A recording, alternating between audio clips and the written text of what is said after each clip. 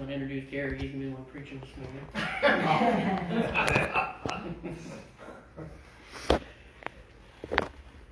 Real quick before I jump into the sermon here this morning, just thinking about when Jay just walked out. But what Jay was saying about that third song that we were singing, Give My Heart Away, and thinking about what he was saying there in between.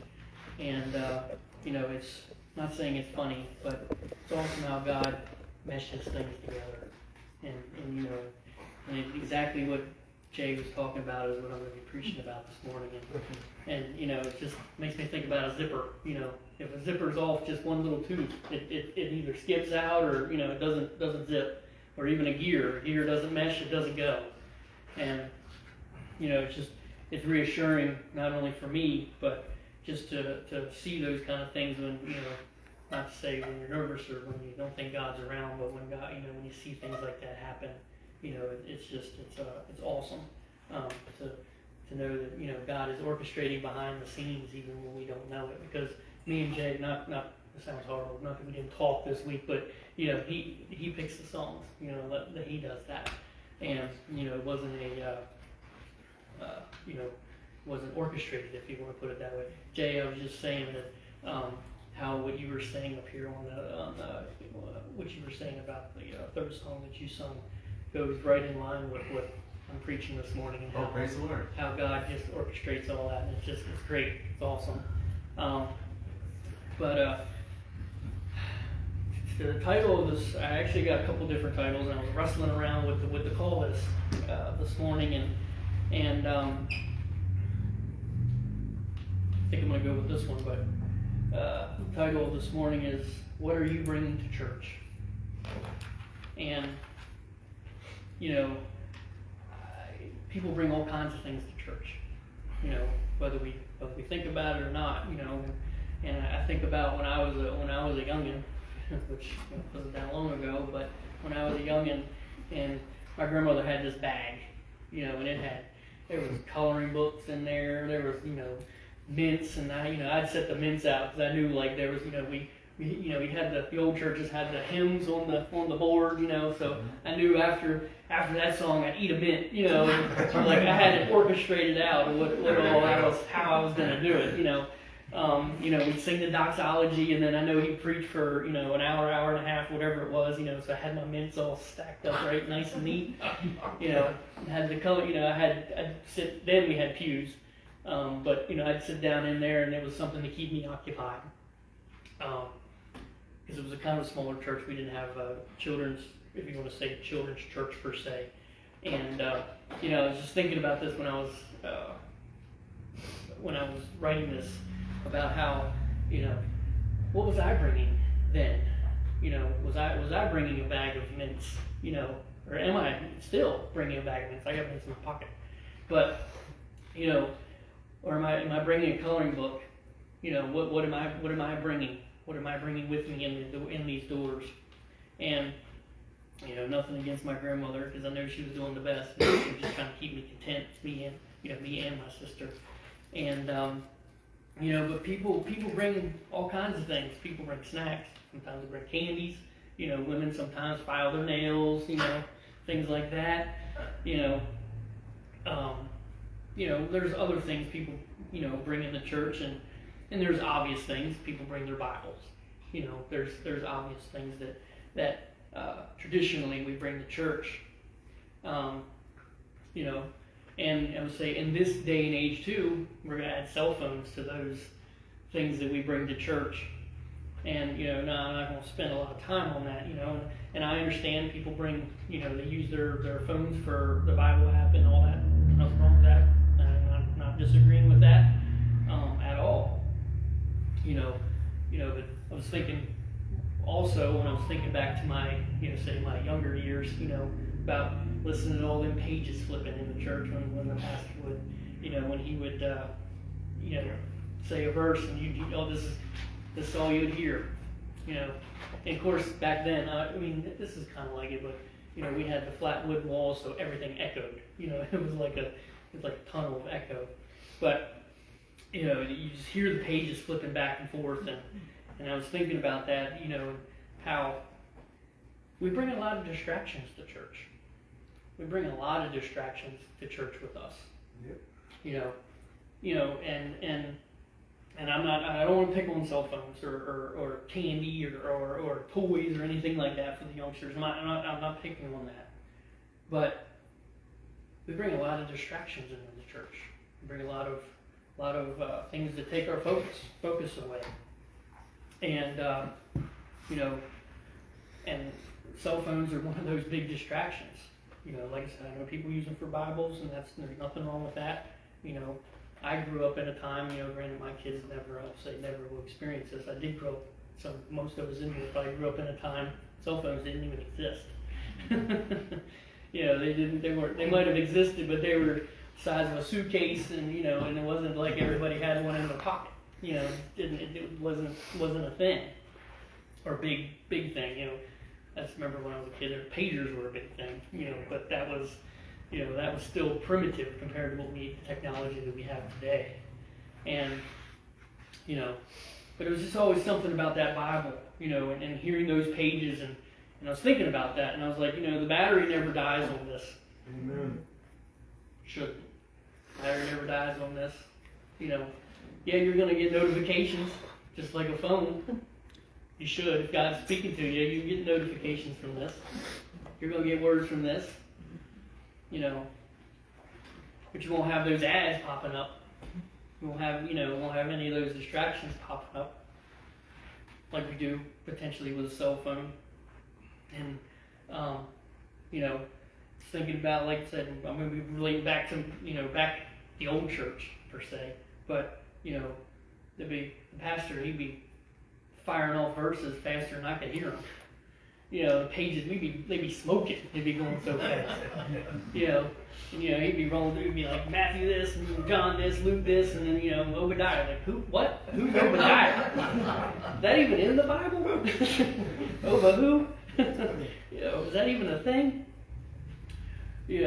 But it's just one of those things that it's a distraction we bring, and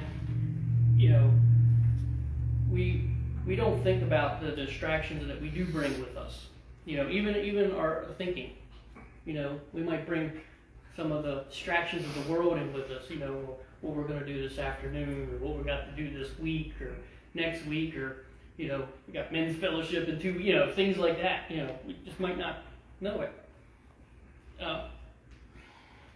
So I ask you this: do you bring Christ to church with you?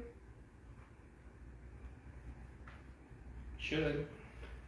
Christ should be wherever you go. He should be in you wherever you go. And I say a lot, but I listen to some pastors, online, because they might be far away, and it's not feasible to drive to California to listen to them, or whatever it might be, wherever they might be. But it's the when we're there, when we're in person, and it's easy to say, oh yeah, I'm walking up in the church, good to go, got it, we're good to go, But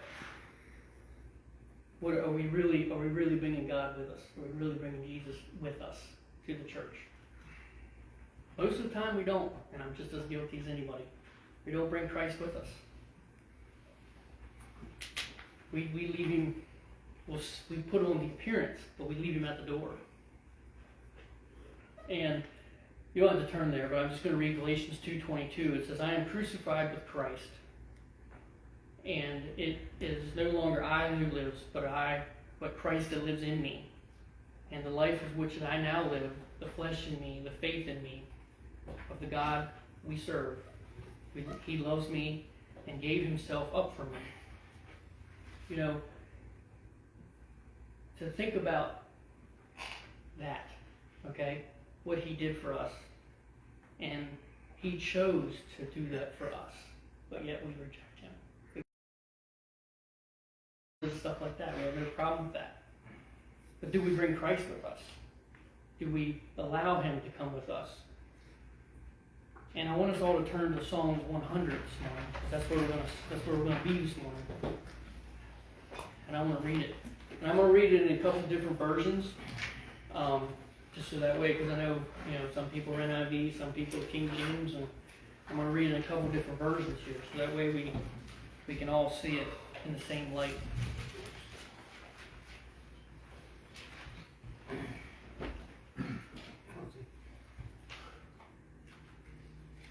Make a joyful noise, all the earth, worship the Lord with gladness. Come before him with joyful songs. Know that he is Lord and God. And he who made us, and we are his people, the sheep of his pasture. Enter the gates of thanksgiving and the courts of his praise. Give thanks to him and praise his name. For the Lord is good and has his love endures forever. His faithfulness continues through all generations. Now today I just want to focus on the first two verses today. I want to break it down a little bit. Some versions on the first verse might say, shout to the Lord. Mine says, make a joyful noise. And one of the other versions says, on your feet now. That's the Message version. And first word is make. It's an action word, right, Jay? Sorry, I'm not an English major by any means. Make is an action word. It's to do something. Make a joyful noise unto the Lord.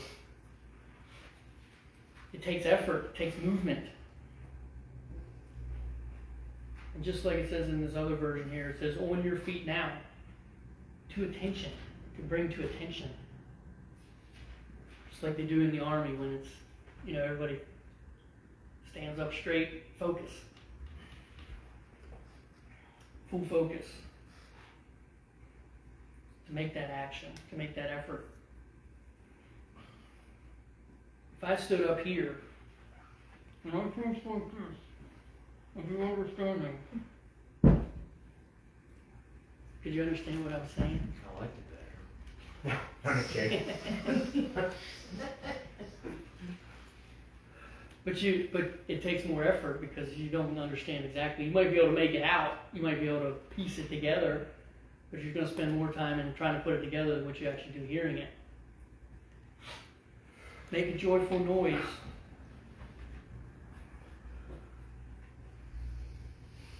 And I was researching the word noise, and what I thought noise was is not what noise really is. Noise is just sound in general. And, I joke around with my daughter all the time that she's just yakking all the time and talking.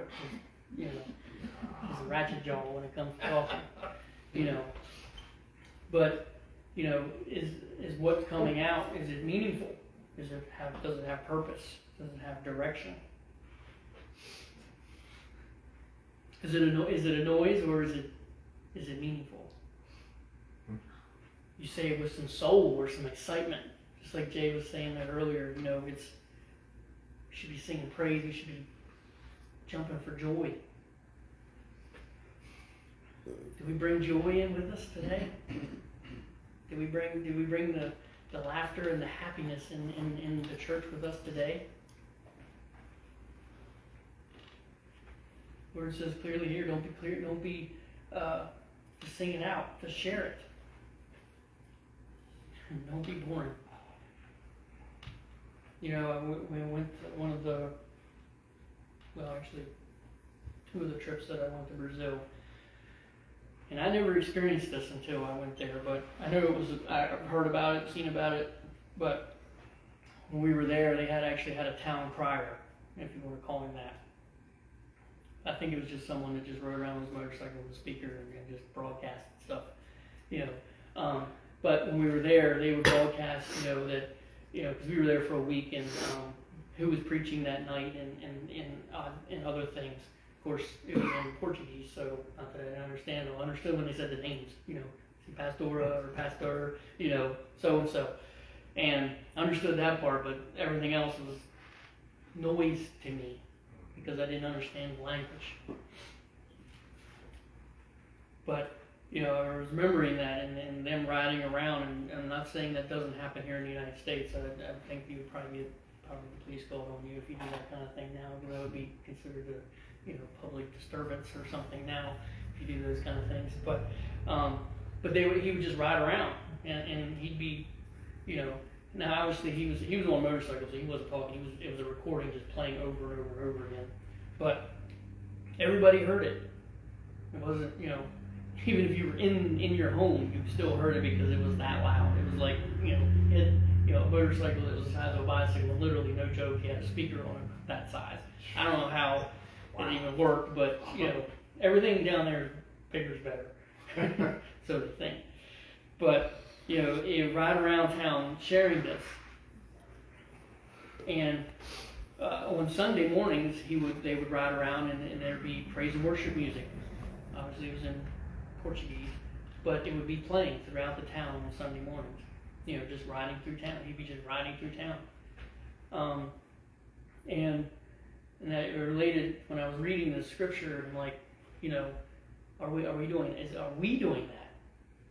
Are we not to say literally go out here and, you know, put a giant speaker on top of your car and drive to town with praise and worship? You can if you want to, if you're led to. But is our life sharing that? Is our mouths always singing out his praise or sharing his praise or his worship? Are we making that joyful noise out of our mouths? When we put all these things together, we can see that the psalmist here, you know, he was talking about the praise, and not just the praise, but the anthem, you know, from our hearts, from here. It's not just out of duty or you know, oh, I'm just going to read, you know, I'm going to read the words on the screen. No, it was had soul, had heart. Make a joyful noise, or like some versions say, shout to the Lord. Some of us are walking around you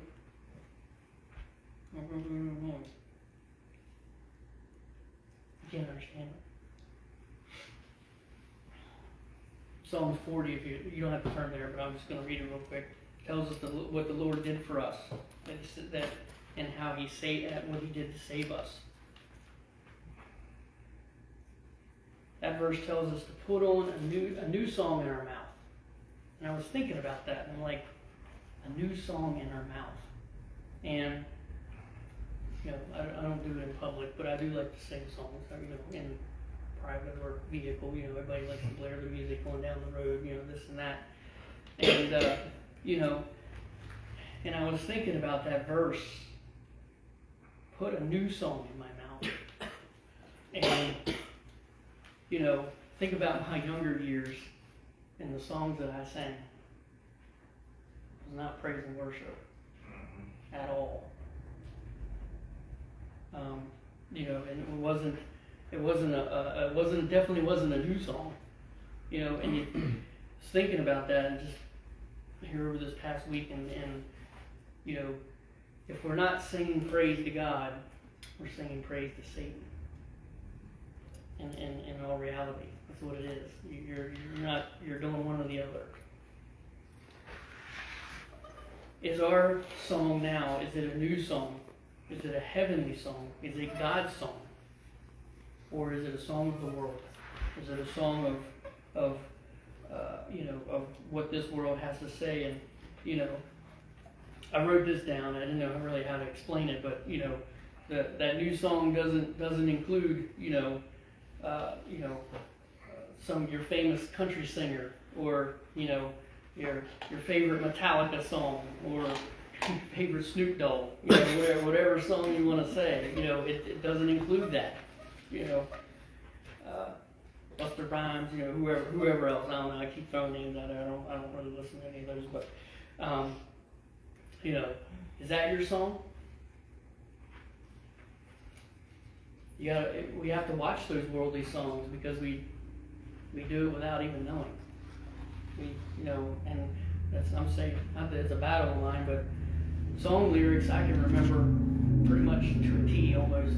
Even songs I haven't heard for 10 years. I can pick up the lyrics almost instantly. My wife will tell you all the time, I can just hear the beginning 3 or 4 notes of the song and boom, I got the lyrics and they just, come right out, But let me try to memorize a memory or a Bible verse, and it's like pulling teeth. It's like, what? I'm ready to fall asleep. And I'm just being real. It's the truth. It's a struggle. It's a fight. Verse 2, some versions say worship. My version says to serve. Serve the Lord with gladness. Are we serving the Lord with gladness? Are we serving Him with, all right, Lord, I'll do it? Are we doing it out of reluctancy, out of God, I think we could do it a little differently, and thought about Jonah. Get a little ahead of myself here, but I thought, actually I wrote Job first, but I was thinking about Jonah.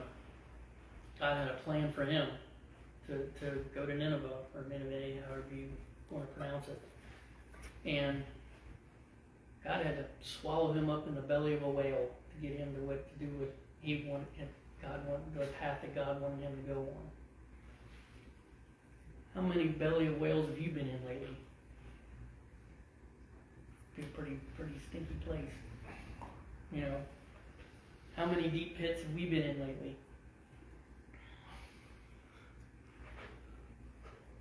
When we need to serve. And part of that definition of serve, is whatever I don't like to use this word because I think it sounds horrible, but whatever the master wants. It's not a questionable thing. If he asks, you should do it. Just like a parent with a child. If a parent asks, hopefully the child does it. If not, there's usually ramifications or repercussions. Usually.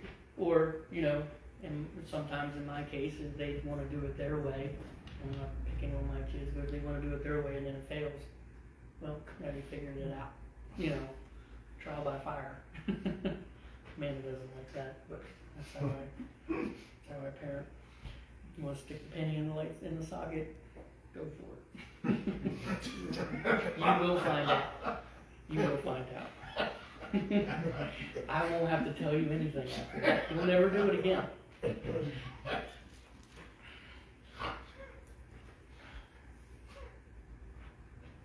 But God wants us to serve Him in worship.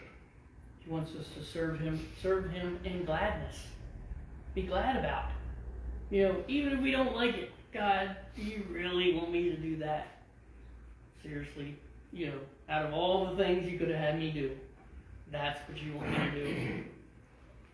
Just like Pastor asked last week, he was saying about, I can't remember the exact location or how he worded it, but about meeting in the sewers. If God asked us to meet in the sewers, how many people would show up? And I'm not pointing fingers, but how many of us would show up? I've worked in sewer all my life, so it doesn't really bother me, but not that I want to stand in it, but it's just, would we? Would we do that? Would we make that sacrifice? Would we come through that, however you want to say it, manhole or however you get into the sewers, would we come in there with a smile on our face? Would we be glad to be there?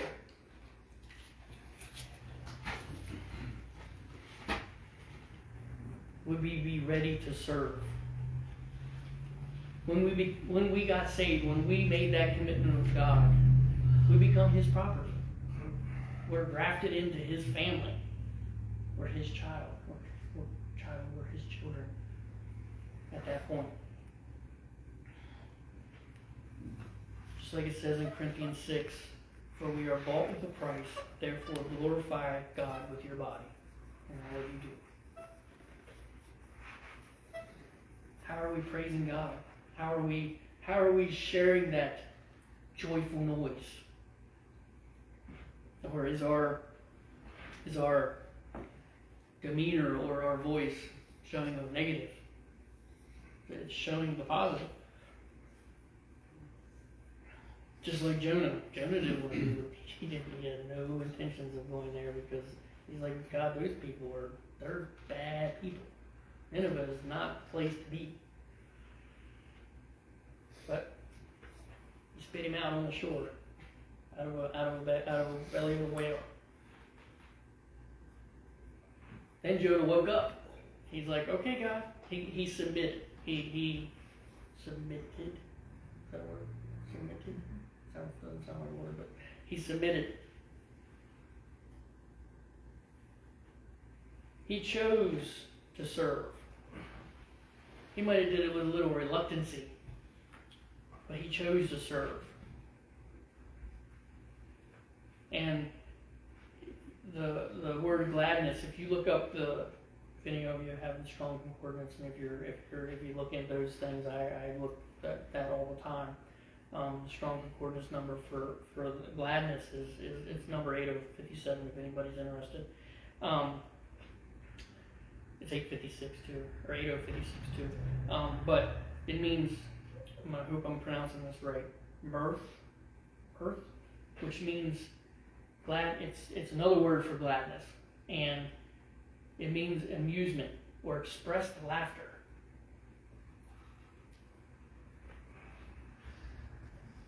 When we talk about God, or we talk about Jesus to our friends, to our family, or to wherever we are we expressing in laughter?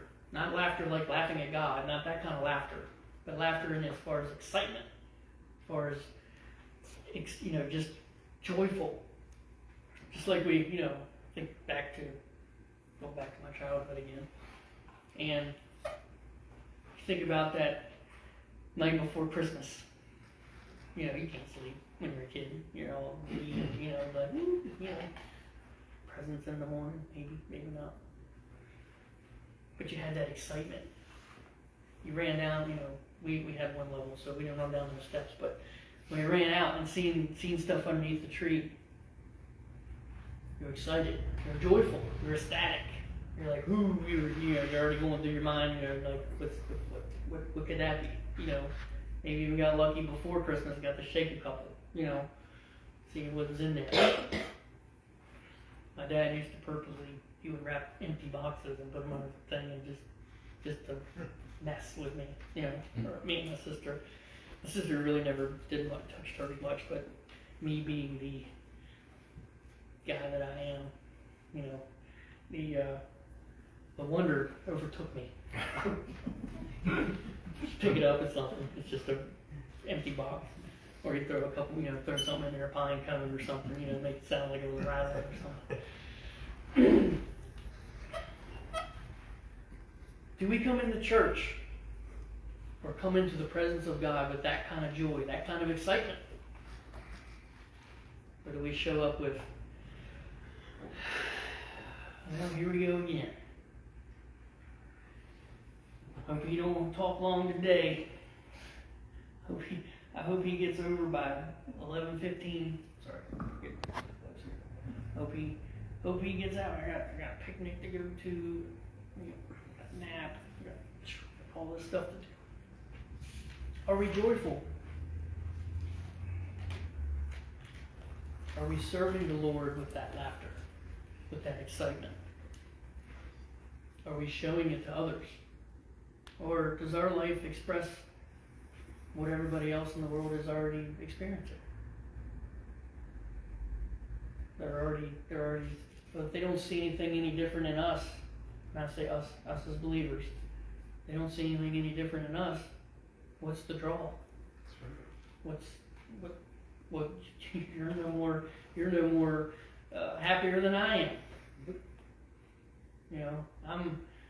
You say you're a Christian, but you look like you're more depressed than I am, or your anxiety's higher than mine, or whatever.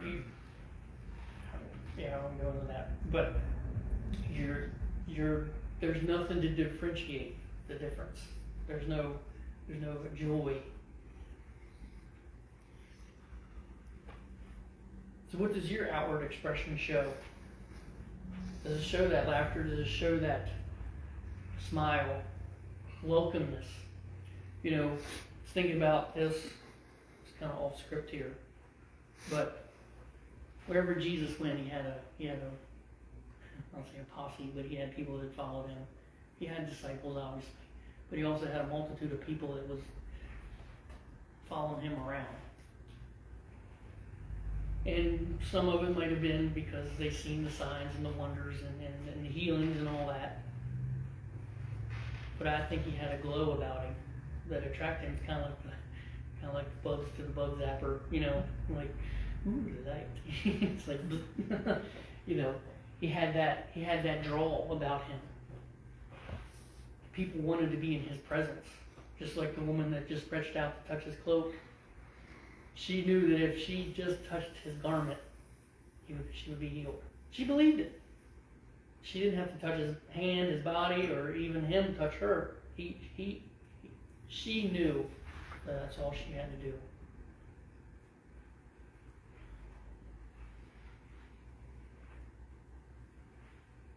Do you have that glow?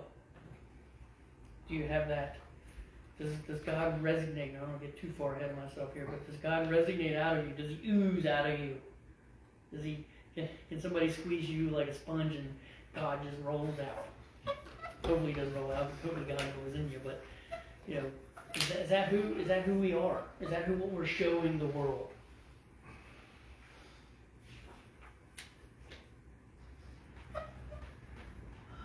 Verse 2 there, it says, worship the Lord with all gladness. Come before him with a joyful song. Joyful song. Doesn't say a depressing song. You know, it says a joyful song because he wants you to sing it with joy and gladness in your heart. When we get to heaven, you know, no offense, Jay, but you know, or to any worship, praise and worship, or anything like that, but we have no clue what real worship really is till we get to heaven. It's gonna be crazy. It's gonna be awesome. You know, there's gonna be musical notes that we didn't even know existed. You know, and everything's gonna harmonize. It's gonna be awesome. It's gonna be great. And you know, part of that is, you know, we have to be pressed. We have to be. God's gonna push us. He's gonna push us sometimes to our limit. Sometimes he's gonna push us when we're, you know, not even started yet. He's gonna press us. And this is I'm assuming this is still on. Yeah. So I was thinking about this earlier, or not earlier, but earlier this week. And I was thinking about how we praise and how we worship. And, you know, when God presses us, you know, just use your imagination here a little bit. But, you know, if God presses Dave, that's Dave's sound when he gets pressed. Just like this key. I'm pressing it, it makes a noise. When he presses me, it might be this note.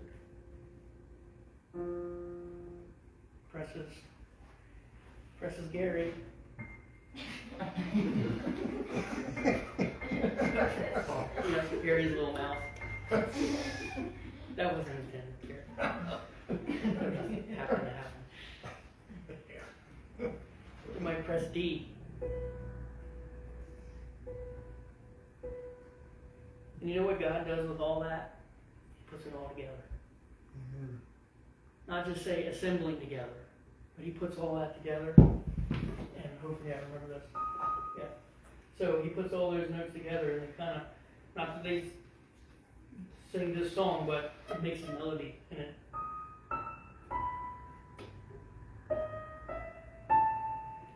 It makes a melody when everything gets pressed together.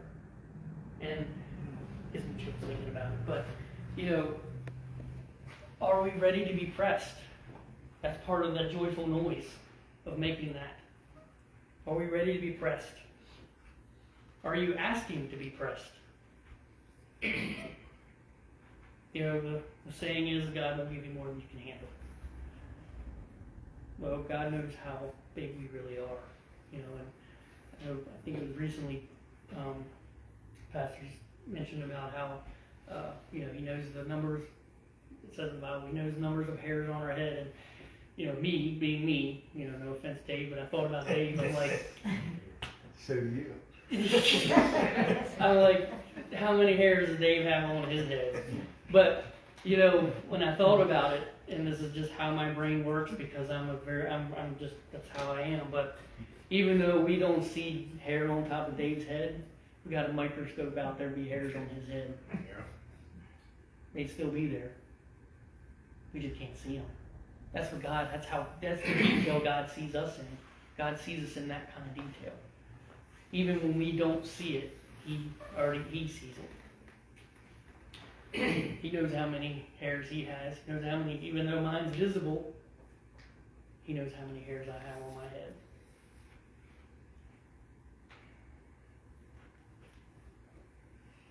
What's our life? What's our life song? Just like the Casting Crown song. What's our life song say about us? What does it show? What does it speak? You know, just thinking about that. And to speak, you have to open your mouth. You can't, I mean, you can make noise, but you have to open your mouth. And for I'm not a doctor, I'm not any speech person or anything like that, but for our vocal cords to work, air has to go across them, you know, and they vibrate. That air, just thinking about this, God breathed His breath into us. Our voice should be His voice. That's His breath. We don't deserve that breath. We don't deserve it at all. We don't deserve our vocal cords. He gave it to us. We should resonate His praise, His glory, His worship, and to serve Him all the time. And everything we do. Usually our mouth is our most powerful, it can be our most powerful weapon in a good way and a bad way. It can tear down, but it can also build up. But it usually tears down a lot faster than it builds up. Because it's easy. It's easy, you know, unfortunately, it's easy to tear people down. Sometimes we do it without even knowing, unfortunately. But when Jesus was on the earth, yeah, he said some harsh words to some people, but He said that out of love. He said it out of, you know, I'm trying to show you the right way. I'm trying to lead you in the right direction. I'm sure Peter did not want to hear, you're going to deny, you know, Christ tell him, you're going to deny me 3 times tonight. No one wants to hear that. What do you mean, God? If you are Jesus? No. Nah. Then it happened. You know.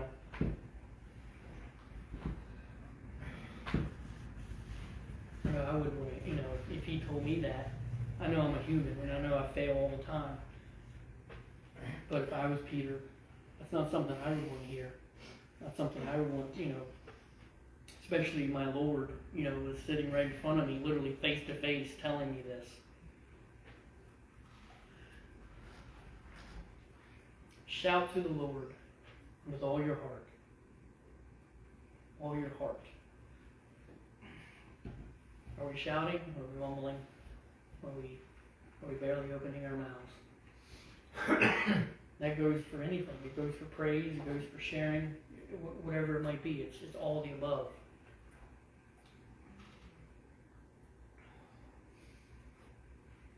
We were bought with that price. Why aren't we professing it? Why aren't we sharing it? With laughter, with joy, with excitement. If God asks you to do something, are you filled with that laughter? Like I said earlier, sometimes it's not something we want to do. You know, it's not something that, you know, I say everybody in this room has been through some situation that they wish that they never had to go through. You know, it might be multiple. you know, but just like when he pressed us, pushed them in their notes, it was all orchestrated. It was all meant for that. You're going to have those good times. You're going to have those bad times. You're going to have those hard moments, especially voicing to family. Family is the hardest ones to voice to, because they take it. Sometimes they take it good. Sometimes they take it bad. And they're the ones that typically, they're the ones that tug on the heartstrings the most, because they're family. And we're all family, but I mean like blood family. Do you have that excitement every time the church doors open? Do you have that joy every time the doors open? And I can't remember the verse. I think it's in Psalms. I know it's in Psalms. I think it's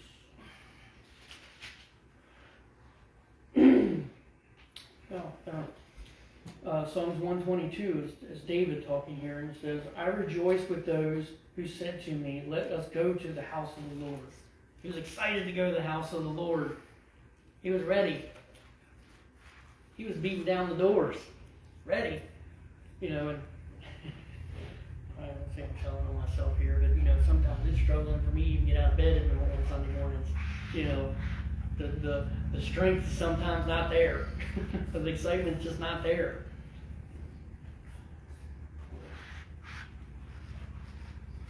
Think about it, going back to when I was in Brazil one time, and I've probably mentioned this story many times, but we had a church service one night in Brazil. They operate on not only different time zones, but it's like time doesn't matter there. Just, you know, it's like, it just doesn't even exist. But, you know, we started the service around 5 in the evening. This is a Sunday night service, so typically most people go to work the next day, Monday obviously. And kid you not, we walked out of there at 3:30 in the morning. And people were still lingering. Still lingering. I mean, they didn't want to leave. You know, some people had to get up. I remember one guy, because the city we were in, the second trip I went on was a little bit more built up, a little bit more modernized. And they had a bus system. And the one guy actually left right from church and went right to the bus station to go to work, because he had an hour and a half ride to go to work. We're fighting people to get them in the doors for an hour and a half, you know. But it puts it in perspective where your priorities are. But it was literally, it was a praise and worship. It was the preacher just preaching, and it was great. It was a really good time. Now, granted, obviously we as the visitors there, we didn't have to get up and go to work the next day. But, you know, think about that. You know, do we have that kind of joy? Do we have that kind of fight in us to do that? Pastor Ray comes back and says, "Oh yeah, we're gonna have a 24-hour service. There'll be a lot of sleepy people in here. There'll be a lot of sleepy people in here, and I'll probably be one of them." I know Pastor Ray could preach that long.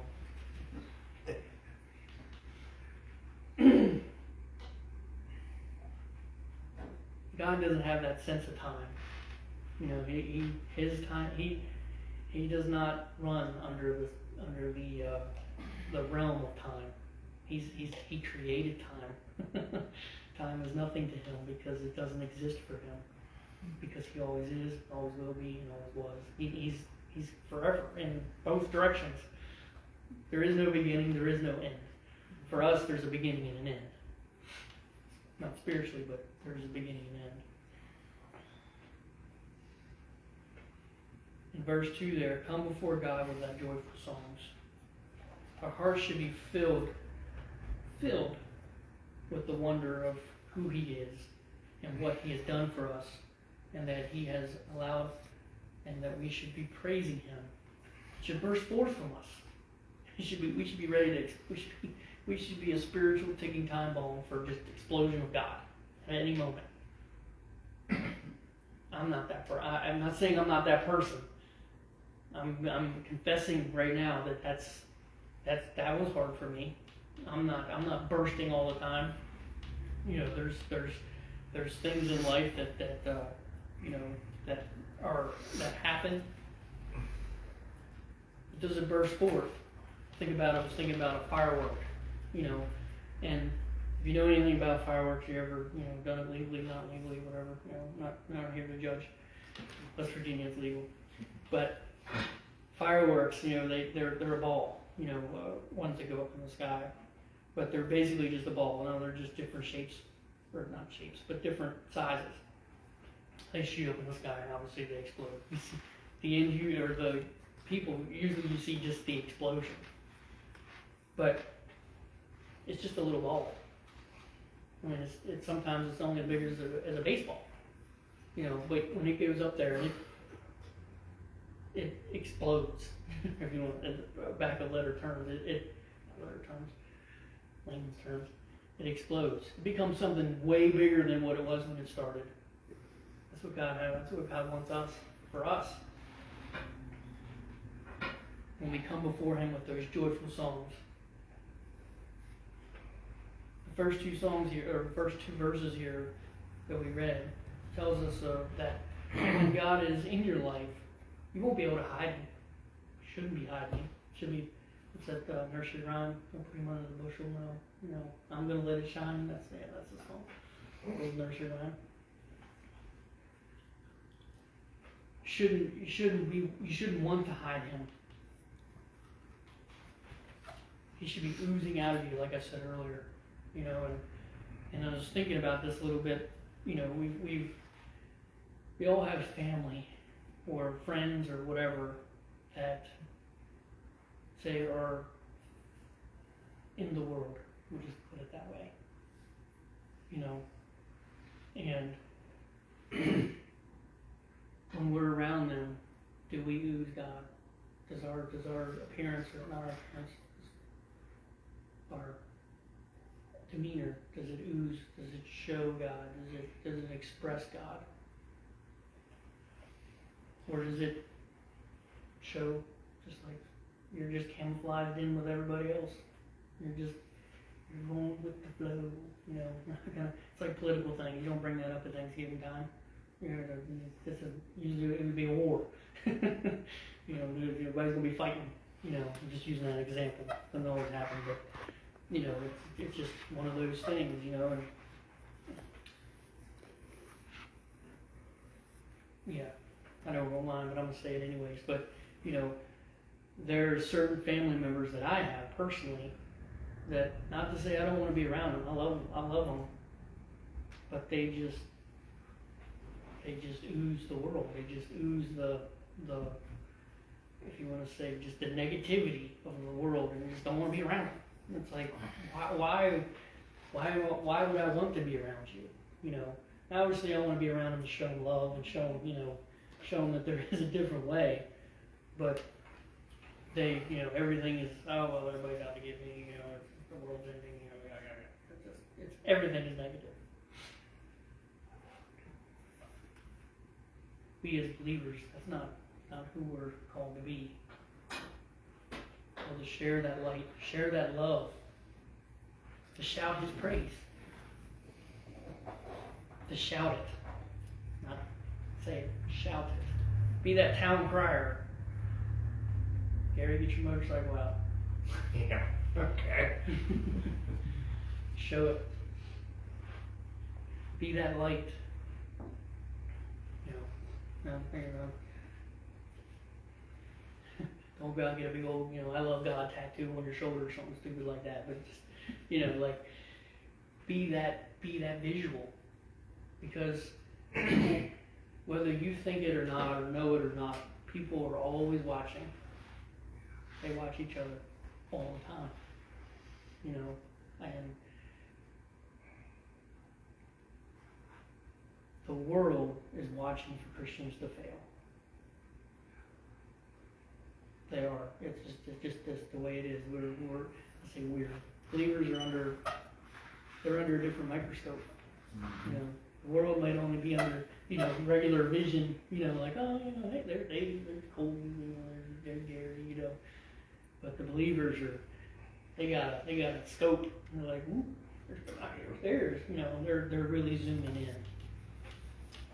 Because, not to say they want us to fail, but they want to say, see, they're just like me.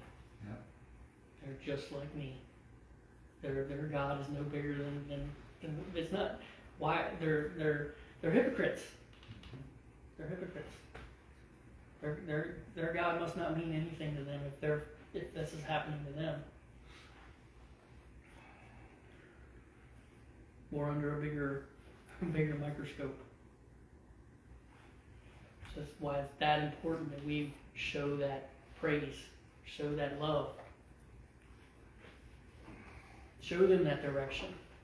That you know what, this world just has nothing for you, has nothing to offer. And I'll say this, and I'm not picking on anybody, but acceptance is approval. You accept something or allow something to happen, it's approval. If you're, and like I said, I didn't even have this written down, so I don't even know what to say here. But if you're allowing drugs in your household, you're allowing alcohol in your household, you're allowing pornography in your household, you're allowing gambling in your household, whatever it might be, you're accepting it. That's end of discussion. You're accepting it. It's you're saying, oh well, it doesn't matter that much, so we're gonna tolerate it. No, God's word clearly states what He does not tolerate, and that to me, is something, at least me being a father, and I want to show them the best love I can. Now, I don't always succeed, but I do try. I do try to be the best example I can be for my children. Which I don't do any of those things anyways, but I'm just saying in general, I don't, come here on Sunday mornings and say, Gary, I'm just using this example, I'm not saying you're doing this. Gary, don't go to the bar no more. You're not allowed to drink. But then my kids see me show up at the bar the next day. That's what I mean by the acceptance and there, there's a separation there. You're not to be of the world or in the world. You're supposed to be separate. You're supposed to be, different. We're supposed to stand out. We're supposed to not be, if you want to say, camouflaged into this world. Because there's a lot of Christians out there. There's a lot of pastors out there that are camouflaged into this world. That are sometimes not even close. They only want to be camouflaged. But I'm not getting into that. But what are we doing? Are we shouting His praise? Are we sharing His love? We're gonna fail. We do. It's inevitable. God knows that we're not strong people. He knows that. But you know what? He's there to pick us back up. He's there to show us the gladness, to show us the joyful noise, to show us the right way. We'll start with this. It's all right there. We'll step into the next verses next week, but I just want to read it again real quick. Shout to the Lord, or make a joyful noise, however your translation says. In all the earth, worship the Lord with gladness. Come before Him with your joyful songs. Know that He is Lord.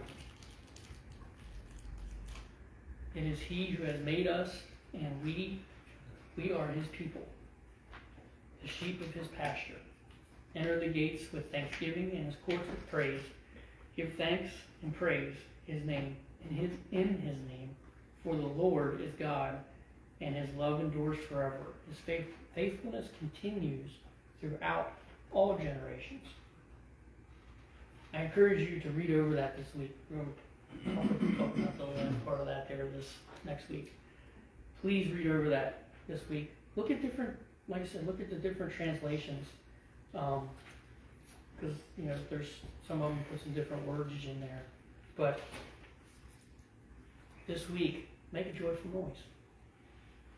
You know, and, you know, it's not really noise, but even sending a nice, encouraging text message is still making a joyful noise. It might not be an actual sound, but it's an encouraging word. Send a Bible verse. Send something, you know, I'm praying for you, you know, or whatever. I'm not telling you how to do any of that, but just whatever you felt led to do. Shout it. Share it. Believe it. Be ready to be pressed. Gary. Be ready to be pressed. Let's all bow our heads this morning. Dear gracious and heavenly Father, we thank you for this day. We thank you for this time that we have to gather together this morning. Father, I pray that you would help us all, Father, dear Lord, to shout your name, to shout your praise, Father, to worship you, Father, dear Lord, to ooze you from the bowels of our heart, Father, dear Lord, that we would be encouraged by your words, Father, Father, that whatever we do, Father, dear Lord, we be that light, Father, we be that love that we would share for you, Father, dear Lord. And if there be anyone out there, Father, dear Lord, whether they're here in person or listening online, and if they don't know you, I pray that today would be that day. I pray that you wouldn't wait another minute more, because we're not guaranteed tomorrow, we're not guaranteed 2 seconds from now. Father, to make that commitment. We thank you for what you're doing. We thank you for this morning. We thank you for the words, Father. And we ask all these things in your wonderful and precious name. Amen.